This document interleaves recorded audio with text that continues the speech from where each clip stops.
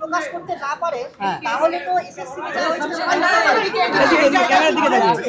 এসএসসিতে যা হয়েছিল প্রাইমারিতে সেটা হতে পারে, কারণ এখনো পর্যন্ত প্রাথমিক শিক্ষা পর্ষদ ওএমআর সিট প্রকাশ করতে পারেনি। আমি একটা জিনিস বলতে চাই, ওএমআর সিটের যে ব্যাপারটা বলা হচ্ছে, ওএমআর সিটটা পাবলিশ করতে হবে এরকম কোথায় লেখা ছিল?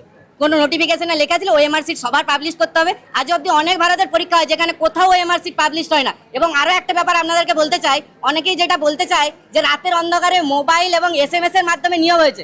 এখনকার দিনে সমস্ত পরীক্ষা ইমেলে কল লেটার। আমি আজকে ইমেলটা খুলে দেখাতে পারি, আমার কাছে কল লেটার এসেছিল ইমেলে, এবং সেখানে পরিষ্কার কথা লেখা ছিল ইন্টারভিউ এবং অ্যাপটিটিউড টেস্ট হয়েছে, আর সেইটাকে বলা হচ্ছে অ্যাপটিটিউড টেস্ট হয়নি। এইরকম যদি রায়দান হয় তাহলে আমাদের কিছু করার নেই। এবং বহু যোগ্য ক্যান্ডিডেট আমাদের সঙ্গে চাকরি করার পরে আজকে 9-10-এ গিয়েছিল, এবং তাদের অবস্থা আজকে যেটা হয়েছে সেটা শুনে তো আমরা খুবই আশ্চর্য যে 9-10-এর যদি যেখানে পৃথক করা গেছে বলছে, সব কিছুই বলা যাচ্ছে যে ক্লিয়ার করা যাচ্ছে, তারপরেও করা যাচ্ছে না। এই জিনিসটা নিয়ে আমার উদ্বেগ, মানে ব্যক্তিগতভাবে। এখানে কোনো আমি কারো একসঙ্গে হয়ে কোনো কথা বলছি না, আমি যেটা বলছি আমার নিজের ব্যক্তিগত মতটা বলছি। আমি কোনো টিমের হয়ে কোনো কিছু বলছি না। আমি একজন মানে নিজেকে যোগ্য বলতে পারছি না, কারণ এখন তো সবই রিয়ের জায়গা না, কনফিউশনের জায়গা।